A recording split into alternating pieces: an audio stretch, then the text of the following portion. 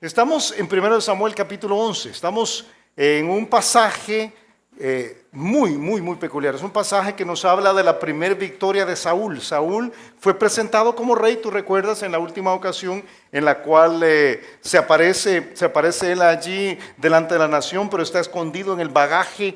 Ellos de todas maneras dicen, hey, este es nuestro rey, y lo ponen ahí sobre todas las demás personas. Y entonces ahora Dios le va a dar la oportunidad de tener la primera victoria. Ahora, yo quisiera hacer algo especial con este pasaje porque creo que se presta de una muy buena manera. Quisiera enseñarte por qué estudiamos el Antiguo Testamento. Porque esa es una pregunta que muchas personas hacen. ¿Por qué estudiar el Antiguo Testamento si en el Nuevo Testamento las cosas son más concisas o más claras o más directas? ¿No sería mejor que nos quedáramos únicamente con las declaraciones de Jesús y las afirmaciones de Pablo, por ejemplo, que son tan transparentes, en vez de luchar con cuadros y todo lo demás? ¿Y no será que en el Antiguo Testamento las cosas funcionaban de una forma distinta y no es para nosotros? Y la respuesta es no. El Nuevo Testamento dice en el libro de Romanos capítulo 15 que las cosas que se escribieron antes, refiriéndose al Antiguo Testamento, para nuestra enseñanza se escribieron, a fin de que por la paciencia y la consolación de las Escrituras tengamos esperanza. Entonces lo que vamos a estudiar esta mañana fue escrito para ti, para que tú desarrolles tu paciencia y tengas esperanza, para que evites tomar algunas malas decisiones. Son ejemplos. Primera de Corintios lo dice desde otra perspectiva, dice, y estas cosas, hablando de todo lo que pasó con la nación de Israel, les acontecieron como ejemplo y están escritas para amonestarnos a nosotros. O sea, estos pasajes, este pasaje que vamos a leer esta mañana es para amonestarte a ti, para animarte, para exhortarte, para ayudarte a tomar decisiones a quienes han alcanzado los fines de los siglos. Y mira qué curioso, porque aquí está aquel versículo que a veces citamos un poco sacado de contexto. Así que el que piense estar firme, fíjese en los del Antiguo Testamento, tome ejemplo de lo que pasó allá y entonces va a evitar caer. Yo quiero enseñarte algo que pasó en el Antiguo Testamento. La última vez que dejamos a Saúl, Saúl acaba de ser presentado como rey, todavía no lo han investido, no lo han coronado, pero lo han presentado como rey y él se regresó a su casa. El autor de Samuel, el mismo Samuel, comienza el capítulo 11 desde una plataforma totalmente diferente. Deja a Saúl, deja la ciudad de Saúl ahí en Gabá y nos va a llevar a una aldea, a un pequeño pueblo del otro lado del Jordán, que se llama Jabes de Galaad. Entonces, de la nada, en 1 Samuel capítulo 11, versículo 1, él dice, después subió Naas amonita y acampó contra Jabes de Galaad. Y todos los de Jabes dijeron a Naas, haz alianza con nosotros y te serviremos. Y Naas amonita les respondió, con esta condición haré alianza con vosotros, que a cada uno de todos vosotros saque el ojo derecho y ponga esta afrenta sobre todo Israel. Entonces los ancianos de Jabes le dijeron, danos 7 días para que enviemos mensajeros por todo el territorio de Israel, y si no hay nadie que nos defienda, saldremos a ti. Llegando los mensajeros a Gabá de Saúl, dijeron estas palabras a oídos del pueblo, y todo el pueblo alzó su voz y lloró. Este trozo va a mostrarnos cómo tener victoria contra el enemigo. Un enemigo que en este caso es un hombre llamado Naas, y está atacando a Israel por medio de incursionar contra una pequeña ciudad que se llama Jabes, allí en Galaad. Y nosotros podemos aprender de esto. Podemos aprender que tenemos un solo enemigo. Todos nosotros tenemos un solo enemigo. Que ese solo enemigo puede ser derrotado si no nos aislamos. De hecho, de lo que te voy a enseñar esta mañana, mucho tiene que ver con pertenecer al cuerpo de Cristo, a ser parte de lo que Dios está haciendo y a no estar aislado. Yo te voy a enseñar que entre más aislado estás, más fácil es atacarte. Que seducirte para que te aísles ha sido siempre una estrategia del enemigo. El enemigo en este caso, en 1 Samuel capítulo 11, se llama Naas. ¿Cómo se llama nuestro enemigo? Satanás. Él es nuestro enemigo, el diablo. No tienes otros enemigos, él es el enemigo. 1 Pedro 5:8 dice, sed sobrios y velad, porque vuestro adversario el diablo, como león rugiente, anda alrededor buscando a quien devorar. Fíjate, el diablo es un león, el diablo es una serpiente, vamos a ver esta mañana, pero el diablo es un león y él ataca a las ovejas que están en la periferia. Rara vez ataca la manada. Él busca las ovejas solitarias, aisladas, que están por allí. Por eso dice que Él está alrededor buscando a quien devorar. Por eso no debe sorprendernos que uno de los problemas de esa ciudad que vamos a ver esta mañana, Jabes de Galaad, es su aislamiento. Su aislamiento. Ellos están en una región del territorio de Israel, bueno, están fuera del territorio normal de Israel, y es por eso que este Naas les va a atacar. Algunas cosas curiosas. El nombre Naas quiere decir serpiente, serpiente. O sea, ya de allí el cuadro se vuelve completamente evidente, ¿verdad? ¿Quién es la serpiente en la Biblia? Satanás, ¿verdad? Es el diablo. Dice la Biblia en Génesis capítulo 3 que cuando el diablo aparece por primera vez, Satanás aparece por primera vez, se aparece personificado como una serpiente. Esto es consistente en la Escritura a través de todos los 66 libros de la Biblia hasta que llegas a Apocalipsis capítulo 20, donde dice en el versículo 1 que Dios prendió al dragón, la serpiente antigua. Y no tenemos que imaginarnos quién es porque dice que es el diablo y Satanás y lo ató por 1000 años. Este Naas que acabas de leer es un amonita, que junto con los de Moab, moabitas y amonitas, eran los archienemigos de Israel. Eran los hijos del adulterio de Lot con sus hijas. Y a través de los siglos les hicieron la vida difícil a los israelitas. Ellos, siendo los archienemigos de Israel, van a esta ciudad que se llama Jabes, que Jabes, por cierto, quiere decir sequedad, seco o sequedad. Y tú vas viendo cómo el cuadro va tomando forma inmediatamente. Esta es una ciudad seca, como algunos aquí están secos, que es fácilmente atacada por una serpiente. ¿A qué te refieres con seco, Julio? Me refiero precisamente al problema de la sequía espiritual en la cual algunos que están en la periferia se encuentran. El que estés este domingo aquí en la mañana no quiere decir nada en cuanto a tu condición espiritual. Quiere decir que estás aquí nada más. Pero tu relación con Dios, si es fresca, si es lozana, si es viva o si está seca, es una historia totalmente diferente. Y hay algunos en la periferia que se van secando. Que tú sabes a lo que me refiero. En otro momento estuviste muy involucrado en los jóvenes de tu iglesia o en los jóvenes de esta iglesia. En otro momento estabas metido en la palabra de Dios de forma continua. En otro momento eras parte de un grupo pequeño y participabas de un ministerio. Pero la vida te fue apartando. Nunca te apartaste lo suficiente como para irte de la iglesia. Pero la vida te fue apartando y te fuiste secando. Y al irte secando y quedándote aparte, te vuelves el objetivo de la serpiente. Es tremendo, es tremendo. Esta ciudad Jabes de Galaad está del otro lado del Jordán. ¿Qué quiere decir eso, Julio? Bueno, lo dice Josué capítulo 17, dice que le tocaron a Manasés 10 partes cuando están repartiendo la tierra. Además de la tierra de Galaad y de Basán, que está al otro lado del Jordán. ¿Por qué es esto importante? Porque es importante que tengamos una lección de geografía bíblica. Aquí casi nunca tenemos geografía bíblica, ¿verdad? Pero ¿por qué es importante entenderlo? Porque creo que pinta el cuadro de la mejor forma posible. Déjame darte la lección aquí rapidita. Este es un mapa de Israel. Te lo he dicho en un montón de ocasiones. Israel tiene más o menos las dimensiones del Salvador. Si tú agarras el territorio salvadoreño, el mapa del Salvador, y lo paras sobre la Unión, tienes algo muy parecido a Israel.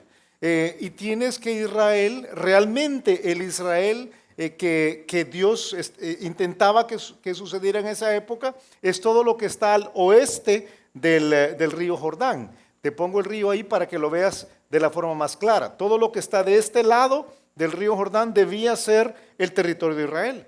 Pero cuando ellos llegaron a conquistar, unos siglos antes, fíjate, 3 tribus, realmente 2 tribus y media, dijeron, no queremos cruzar el Jordán. Nosotros quisiéramos quedarnos del lado oeste. Y tú puedes buscar en Números capítulo 32 toda la historia, no es mi propósito enseñártela esta mañana.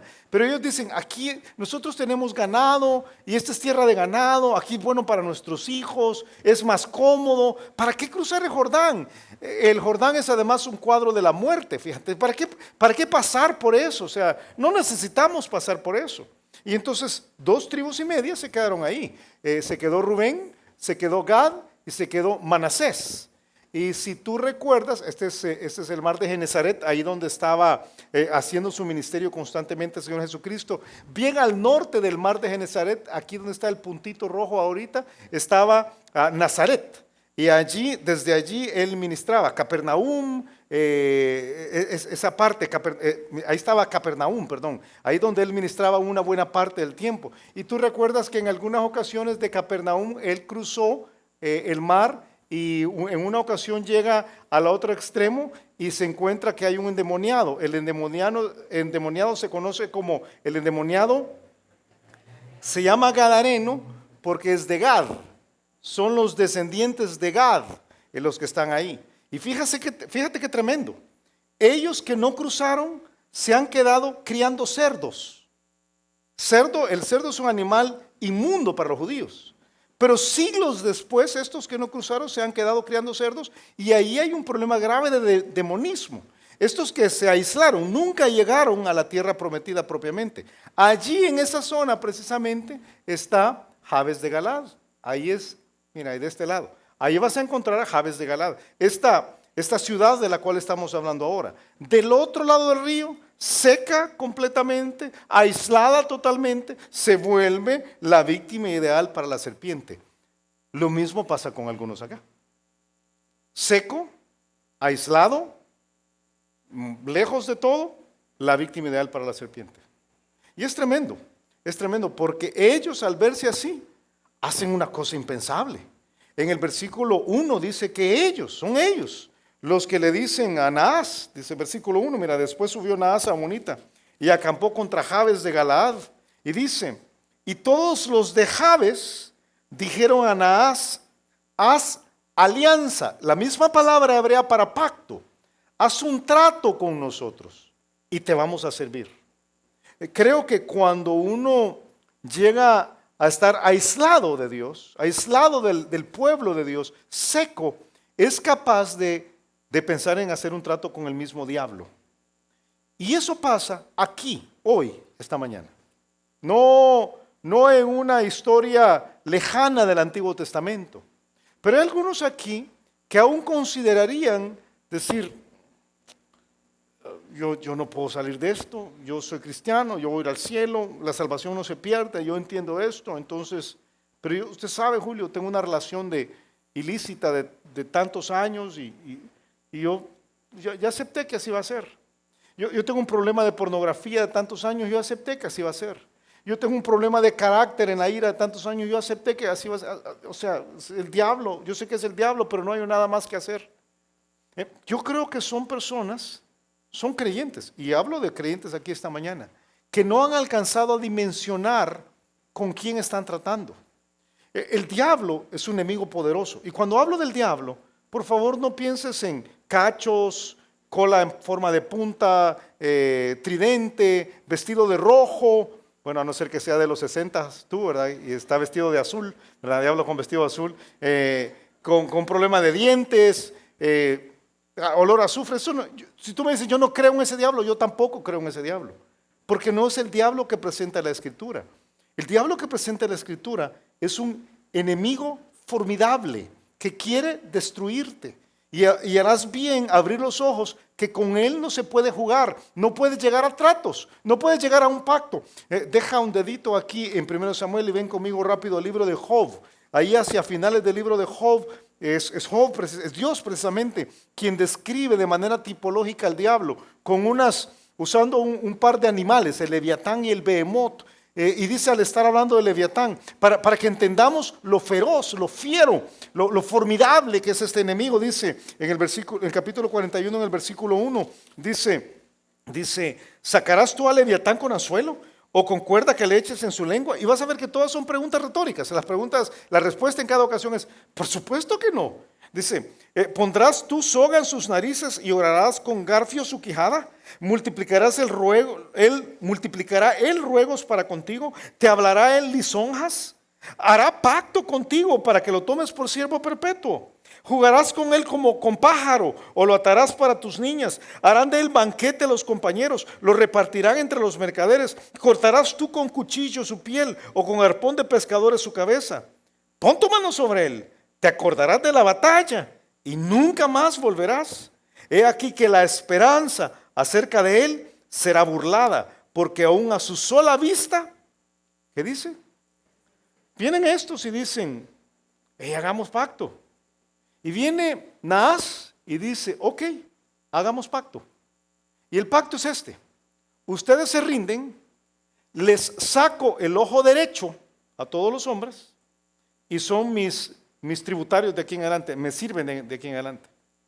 Solo la idea es así como, qué tremendo. ¿Cuántos aquí han usado en alguna ocasión lentes de contacto? Los lentes de contacto son interesantes. Yo usé por muchos años lentes de contacto. Tienes que hacer un movimiento muy antinatural. Tienes que tocarte el ojo para ponértelos. Te pones el lente de contacto en la yema y tienes que tocarte el ojo. No me refiero a tocarte el párpado, me refiero a tocarte el ojo ahí adentro. La primera vez que uno se los pone es un desastre, porque tocarse es increíble. Yo te lo conté hace un tiempo. A mí el primer lente de contacto me tomó casi 2 horas ponerlo. Y ahí en una toalla que había puesto abajo habían como 4 litros de lágrimas, ¿verdad? O sea, era tremendo lo que había pasado en ese momento, ¿verdad? Porque tocarse, ahora imagínate sacarte un ojo. Sí, yo voy a sacarles un ojo. Y no sé, ¿por qué sacar un ojo? ¿Y por qué sacar el ojo derecho? ¿Sabes qué? Lo que el enemigo quiere hacer es, él quiere afrentarte. De hecho, él lo dice, ese es el término que usa exactamente ahí en 1 Samuel capítulo 11, versículo 2, dice, Naas amonita respondió, con esta condición haré pacto, haré alianza con vosotros, que a cada uno de todos vosotros saque el ojo derecho y ponga esta afrenta sobre todo Israel. Había una realidad histórica, militar, por la cual Naas y muchos reyes de aquella época conquistadores sacaban el ojo derecho. Era una pura cuestión de pericia militar. Dicen los historiadores que para la mayor parte de todos nosotros que somos diestros, usamos la espada, usaríamos nosotros, si fuéramos a la batalla, usaríamos la espada con la mano derecha y usaríamos un escudo en la mano izquierda y nos protegeríamos con el escudo. La única forma de ver al oponente era sacando la cabeza por el ojo derecho y viéndote con el ojo derecho. Y entonces podías pelear. Pero si no tenías el ojo derecho, ¿qué pasaba? Te volvías inútil. Te volvías completamente inútil para pelear. Entonces, ellos hacían esto para evitar peleas posteriores. Era la forma de anular por completo a un contendiente. Y además era una afrenta. Cuando una persona te veía llegar y no tenías el ojo derecho, era obvio que algo te había pasado. Era obvio que alguien te había tomado como su siervo y era el amo sobre ti. Llama la atención. Si tú llegas mañana a tu oficina y llegas así, te van a preguntar, ¿qué te pasó? Y obviamente algo te pasó. ¿Sabes qué? Lo mismo quiere hacer el diablo con nosotros. El diablo quiere hacer exactamente lo mismo. El objetivo del enemigo es tu humillación, marcándote y neutralizándote para que le sirvas. O sea, la serpiente del Antiguo Testamento quiere hacer con nosotros lo que Naas, la serpiente en el Antiguo Testamento, quería hacer con la nación de Israel. Quiere marcarnos y quiere neutralizarnos. Y fíjate qué curioso, yo no creo que es casualidad que el ojo derecho es mencionado en un versículo más en la Biblia. ¿Te acuerdas? ¿Te acuerdas cuáles pasajes? ¿Quién lo dijo? Jesús lo dijo en referencia a la tentación y especialmente la tentación en el área sexual. Él dice en Mateo capítulo 5, por tanto, si tu ojo derecho te es ocasión de caer, sácalo y échalo de ti, pues mejor te es que se pierda uno de tus miembros y no que todo tu cuerpo sea echado en el infierno. Satanás quiere hacer lo mismo. Si él puede, va a destruirte. Si él puede, va a inutilizarte. Si él puede, va a afrentarte. Si él puede, va a avergonzarte. Si él puede, va a sacar a lo público esos pecados que tú tienes en lo privado y te va a derrotar. Él quiere destruirte. Yo por eso te digo, no te quedes del otro lado del río. Ese es el problema de ellos. Están aislados. Mira, esto de participar, de pertenecer, de estar activo, de ministrar, de servir, esto de no aislarte, esta idea de que no, yo no me voy a involucrar, no me voy a acercar, no voy a hacer nada en la iglesia, sino que ahí voy a estar en la periferia. Llego el domingo, salgo corriendo y no me meto con nadie. Es un error. Es un error tremendo. No solo pierde el reino y no solamente pierde la iglesia, pierdes tú, porque se pierde esa posibilidad de conectar con otros y crecer verdaderamente. Yo te lo digo, mi hermano, los cristianos debemos abrir los ojos a una verdad eterna. Estamos en guerra. Estamos en guerra. Y si lo permitimos, el diablo va a destruirnos. No es broma esto. Como tú has visto esta semana. Tú has visto los rumores de guerra esta semana. No es broma. Corea del Norte y Estados Unidos. Una nación con un montón de bombas nucleares, la otra que ya tiró bombas nucleares. Y uno dice, ¿y se irán a pelear? Bueno, los dos líderes no me inspiran confianza, ninguno de los dos, para serte muy honesto. El presidente norcoreano, ¿sabes que tiene 33 años? 33 años y se peina chistoso. Si lo has visto, uno dice, ¿qué le pasa a este hombre? 33 años y puede tirar bombas nucleares por todos lados. Y tienes a Trump, que ni digo nada, ¿verdad? O sea, uno dice, ¿y qué va a pasar ahí? ¿Pudiera haber una guerra? Y la respuesta es sí, pudiera haber una guerra. ¿Y sería terrible? Sí, sería terrible. Uy, qué espantoso, me da temor.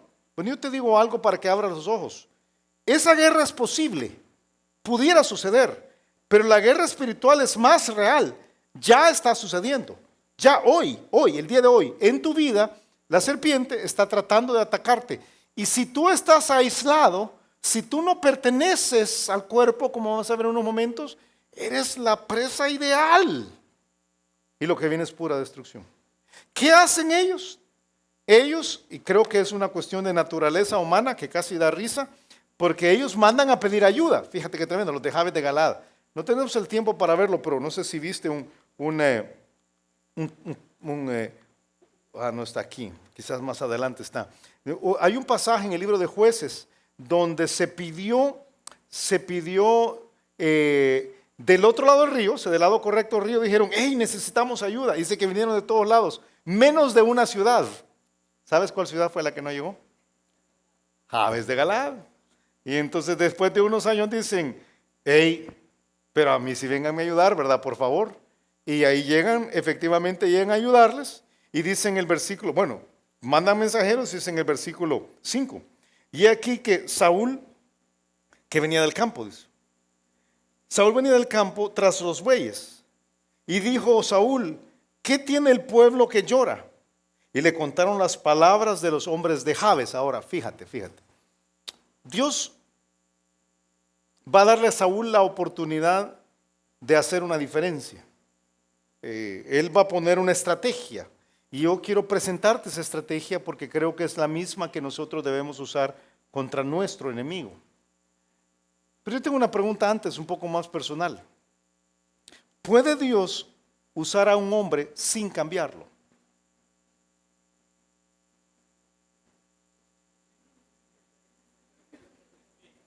¿Puede Dios usar a un hombre? Porque tú sabes cómo uno piensa, ¿verdad? Yo quiero que Dios me use, pero entonces Dios me va a cambiar. Pues eso es lo ideal. Pero yo te respondo a la pregunta. De la Biblia, la respuesta es sí. Dios puede hacer un hombre sin cambiarlo. Haber sido usados por Dios sin cambiar es la historia de Saúl, de Sansón, de Balaam, de Ciro, de Judas. Y es larga la lista. Pero no tiene que ser nuestra historia. Una de las cosas tristes de Saúl cuando uno ve el panorama grande de su vida es que él comenzó bien y terminó mal. Comenzó bien porque Dios le da una oportunidad tremenda. Aquí le da la oportunidad de ganar. Y él y hace algunas cosas bien ahora. Pero vas a ver que hacia el final de su vida él se va poniendo peor. Él es el líder. Él es el líder en esta historia que de una forma peculiar se nos dice que viene que viene del campo. Mira lo que dice en el versículo 5, dice que aquí Saúl venía del campo tras los bueyes. ¿Detrás de cuáles animales andaba antes? Por lo menos ha habido un cambio, ¿verdad? Un cambio bueno. De asnas a bueyes. Las asnas son un cuadro del hombre no regenerado. Los bueyes al menos son un cuadro en la Biblia de los obreros espirituales. He aquí un buey, aunque no lo creas, ¿verdad? Pero eso es lo que la Biblia dice. Dice, no pondrás bozal al buey que tría. Hay tantos pasajes que hablan precisamente de eso.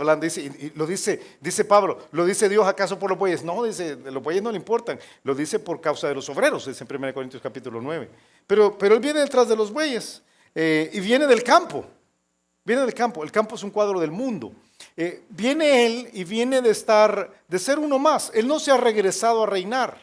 Pero allí, en esa circunstancia, el Espíritu Santo viene sobre él. Mira, versículo 6 dice, al oír estas palabras, cuando le contaron lo que quería hacer Jabes, de sacar el ojo, dice, al oír Saúl estas palabras, el Espíritu de Dios vino sobre él con poder y él se encendió en ira en gran manera. Y tú me decís, por eso me enojé anoche. El Espíritu Santo me tomó control, ¿verdad?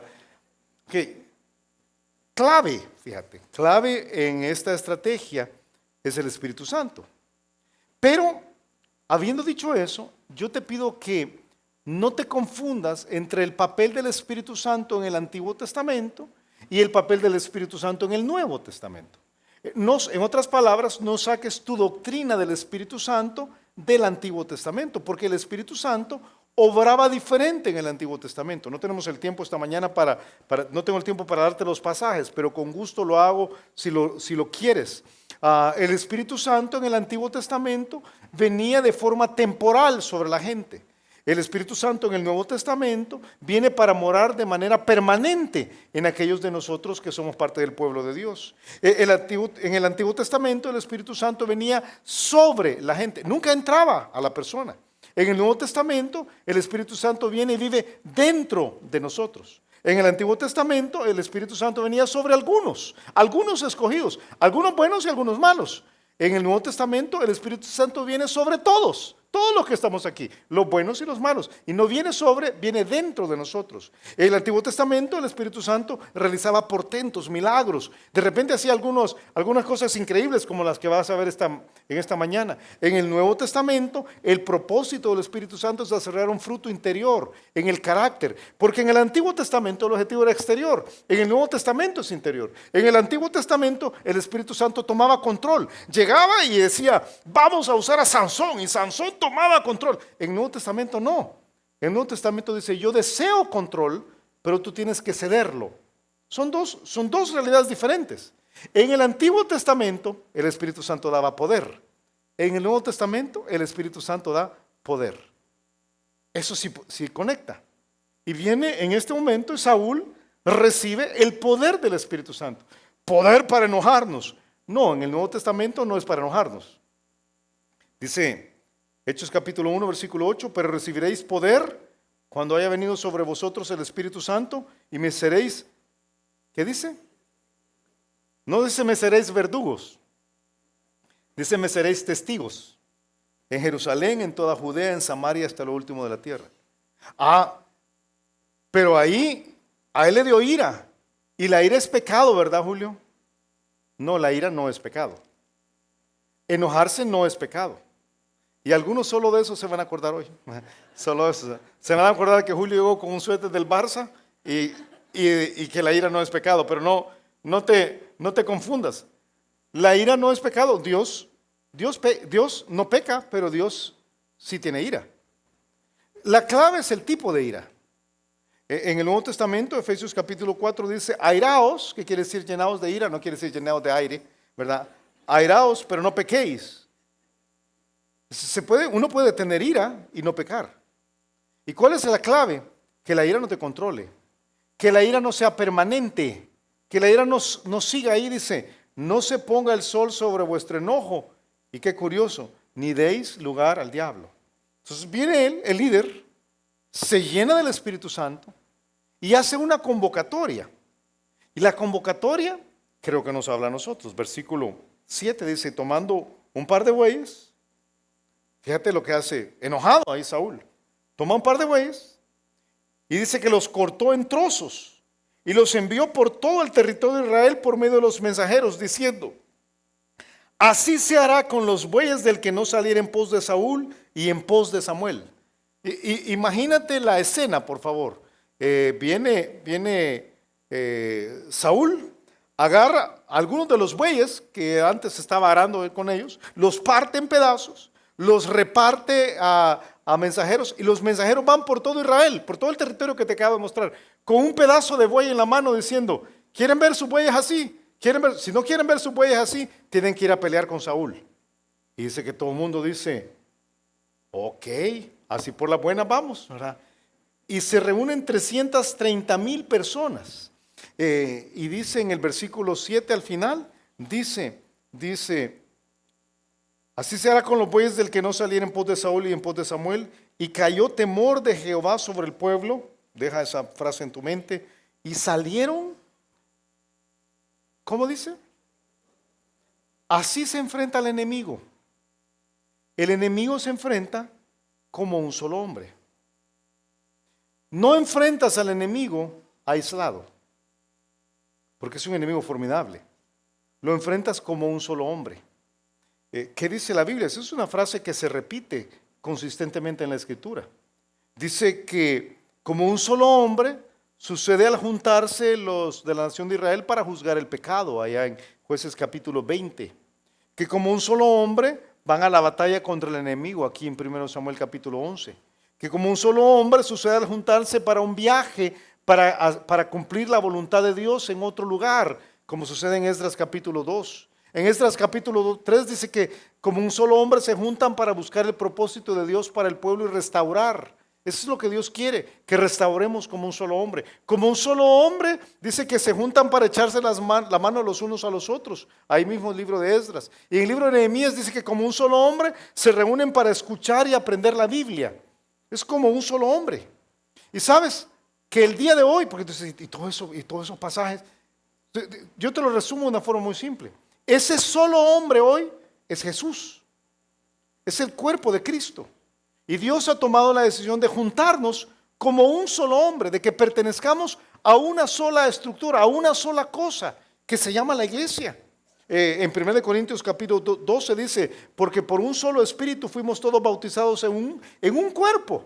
O sea, tú eres parte de un cuerpo. Steve nos estaba enseñando esto en el libro de Efesios el otro día. Y estaba desafiando, nos estaba diciendo: mira, tienes que meterte, conectar verdaderamente, porque ahí está la fuerza espiritual para vencer. Dice: sean judíos o griegos, sean esclavos o libres, y a todos se nos dio a beber de un mismo espíritu. Pero tú me dices: Julio, pero la mera verdad es que yo no tengo tiempo, no me caen bien los hermanos, ¿verdad? Yo sé que voy a pasar con ellos en la eternidad, pero Steve dijo algo bien profundo el otro día. Escucha su mensaje de este jueves y viernes. Él dijo: ten cuidado, porque Dios tiene un gran sentido del humor.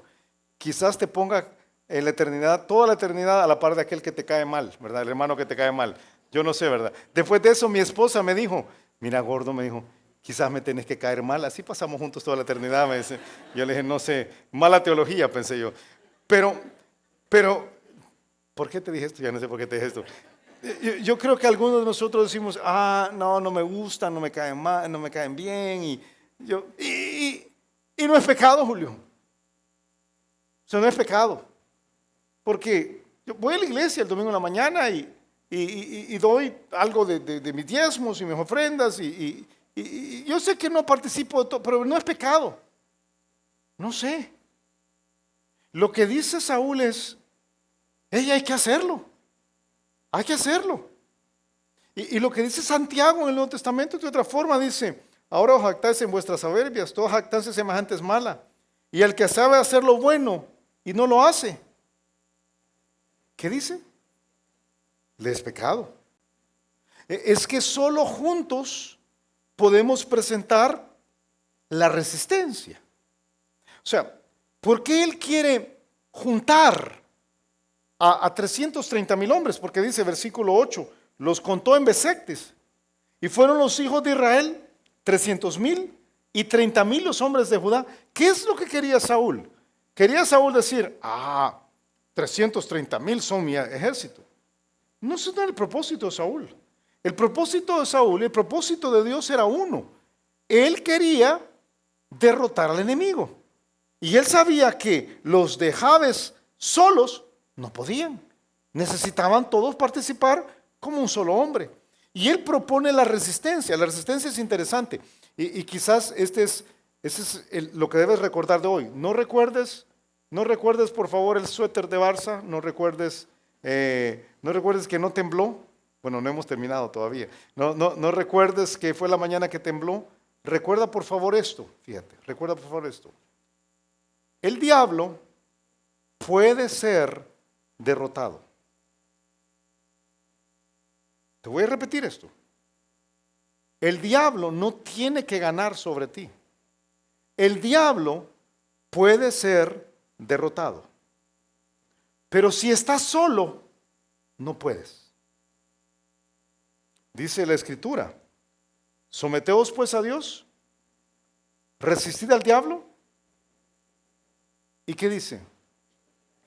El diablo no puede ser usado por nosotros como una excusa. Que mire, Julio, el diablo, no es una excusa. El diablo puede ser derrotado. Requiere de estrategia, sí, pero es posible. Dice en el versículo 11, dice, aconteció que el día siguiente dispuso Saúl al pueblo en 3 compañías. Hay una estrategia ahí.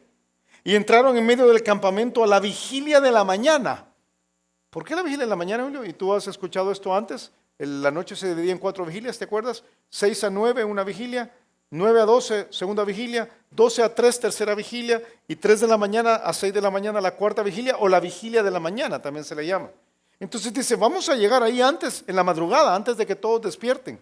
Cuando todavía el sol no ha terminado de salir. Dice que vamos a llegar entre ellos. Y dice, e hirieron a los amonitas hasta que el día calentó, y los que quedaron fueron dispersos, de tal manera que no quedaron 2 de ellos juntos. ¿Sabes qué pasó allí? Porque no hay mucha información de cómo sucedió. Lo único que te puedo decir es que el diablo fue derrotado. La serpiente fue derrotada. Naas fue derrotado. Yo te listo aquí, porque no tenemos el tiempo para estudiarlo nada más. Pero te listo qué es lo que este pasaje nos dice. Este pasaje nos dice que al diablo se le puede resistir en el poder del Espíritu Santo. Eso nos dice que al diablo se le puede resistir en respuesta a la instrucción que el rey da. Que al diablo se le puede resistir en el temor de Dios. Que al diablo se le puede resistir peleando estratégicamente. Que al diablo se le puede resistir temprano cada día. Y tú sabes a lo que me refiero. Ahora estoy hablando de levantarte y la primera cosa que vas es tomas la herramienta que tenemos de la verdad para meterte con ella para pelear esa batalla y puedes resistir al diablo. Al diablo se le puede resistir luchando sin desmayar, pero al diablo se le puede resistir siendo apoyado por otros. Cuando estas condiciones que están presentes en este pasaje se cumplen, la serpiente no tiene por qué tener arte ni parte en nuestra realidad. Pero si vives seco, aislado, sin palabra, y me dices, fíjese que mi vida me ha causado un problema y tengo una situación que no puedo controlar, el diablo se metió en un matrimonio, nos separamos, yo voy a pensar, qué triste, pero era de esperar, era de esperar. Los cristianos tenemos un solo enemigo común, pero Dios nos ha dado el poder para resistirlo. Por favor, recuerda esto. Sin embargo, este poder no funciona cuando estamos aislados.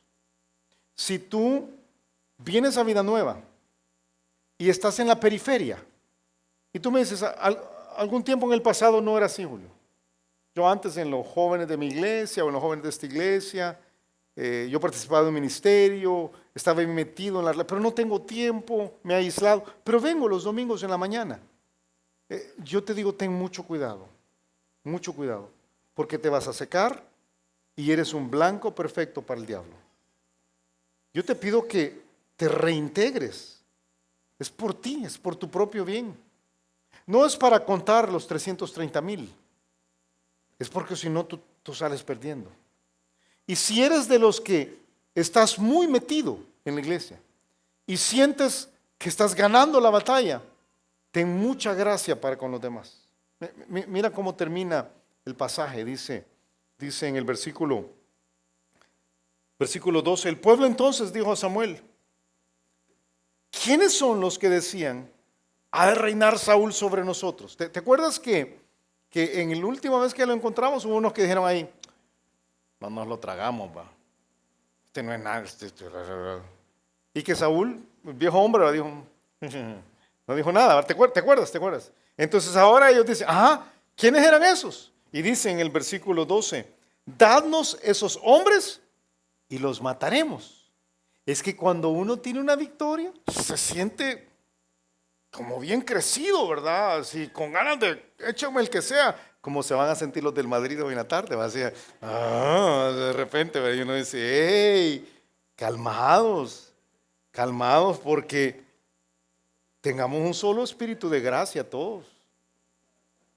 ¿Sabes qué dice Saúl? Saúl dice algo muy bueno aquí. Y yo te he dicho, Saúl no es uno de mis personajes favoritos en la escritura, pero aquí dice algo muy bueno, muy bueno.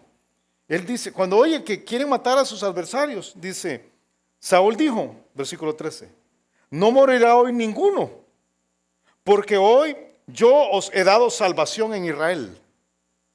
¿Así dice? ¿Qué dice? ¿Sabes qué dice? La victoria que acabamos de tener no es por nosotros. La victoria que acabamos de tener es por Dios. Finalmente le cayó a Saúl la peseta, ¿verdad? La cora. Y uno dice, ¡hey! ¿Entendió? ¿Entendemos la gracia? Cuando reconocemos que todo lo bueno en nosotros es causado por la intervención directa de Dios. Algunos aquí muy metidos en la batalla podrían sentirse muy orgullosos por lo que se logra. Y dice el mismo Saúl, dice, no hombre, no somos nosotros, es Dios. El libro de Hebreos dice, mirad bien, no sea que alguno deje de alcanzar la gracia de Dios, que brotando alguna raíz de amargura, obvio que era lo que tenían contra estos hombres, dice, os estorbe y por ella muchos sean contaminados. Entonces Samuel aprovecha. Dice más, Samuel dijo al pueblo, venid, vamos a Gilgal, para que renovemos allí el reino. Yo creo que no es casualidad que escogen Gilgal. Gilgal es el lugar donde la nación se constituyó como tal, como donde fue rodado el oprobio, dice la escritura, de la nación. Y dice, y fue todo el pueblo a Gilgal e invistieron ahí a Saúl. Ahí le pusieron la corona. Y por rey delante de Jehová en Gilgal. Y sacrificaron allí ofrendas de paz. Y uno podría decir, prueba superada. Sí. Saúl tuvo todo lo necesario, actuó bien, hizo las cosas bien, el poder del Espíritu Santo. Pero de todas maneras, lo que viene en el capítulo 12 en adelante es un desastre. Es un desastre. Ten cuidado, la victoria produce orgullo. El enemigo más grande de la gracia es precisamente el orgullo.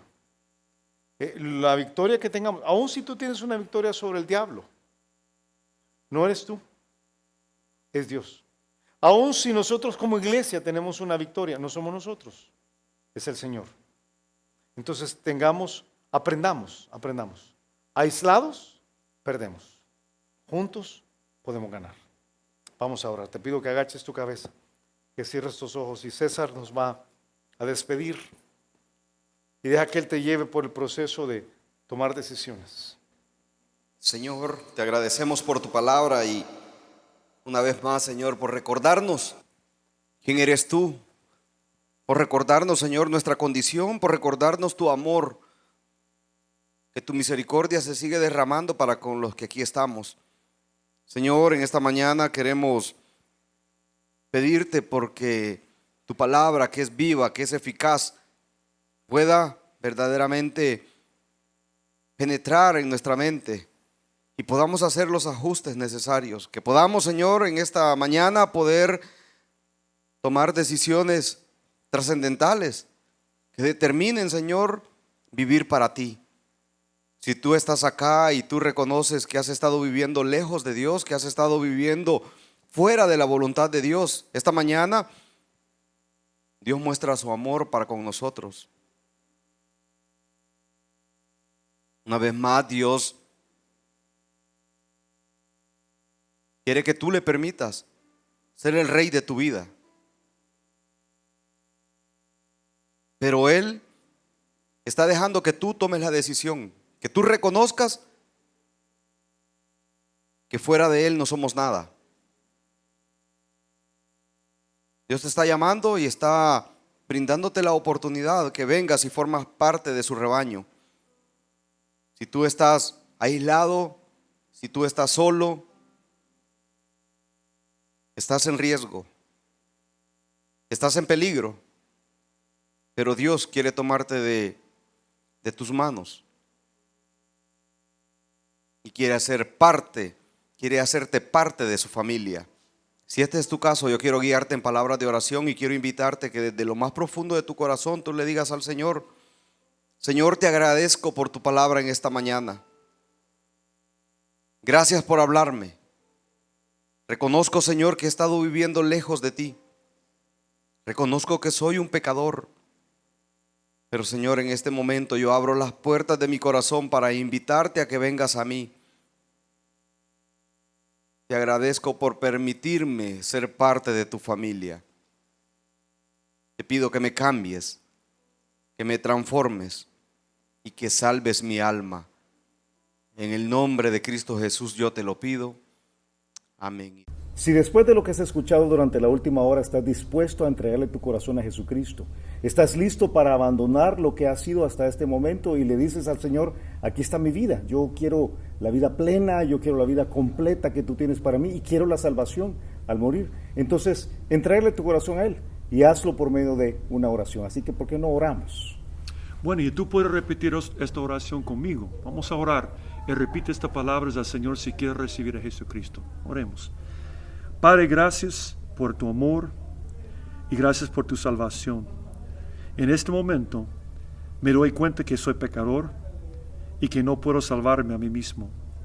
Me arrepiento de todos mis pecados y te abro la puerta de mi corazón. Entra, Jesús, sálvame, cámbiame, pues yo me entrego a ti. Gracias por oír mi oración y gracias por salvarme. En el nombre de Jesucristo te lo pido. Amén. Si te gustó el mensaje, queremos aprovechar para invitarte a nuestra iglesia. Aquí puedes aprender más acerca de Dios, más acerca de los planes que tiene para ti también. Así que ven a la iglesia donde puedes aprender más acerca de la Biblia. Será para nosotros un placer recibirte en el Campus Miralvalle, en Crown Plaza, en Lourdes o en Apopa. Y si vienes porque has visto una de estos videos, y yo te pido que te presentes con nosotros, que nos busques a cualquiera de los dos al final de los cultos y con mucho gusto te vamos a recibir. Que Dios te bendiga.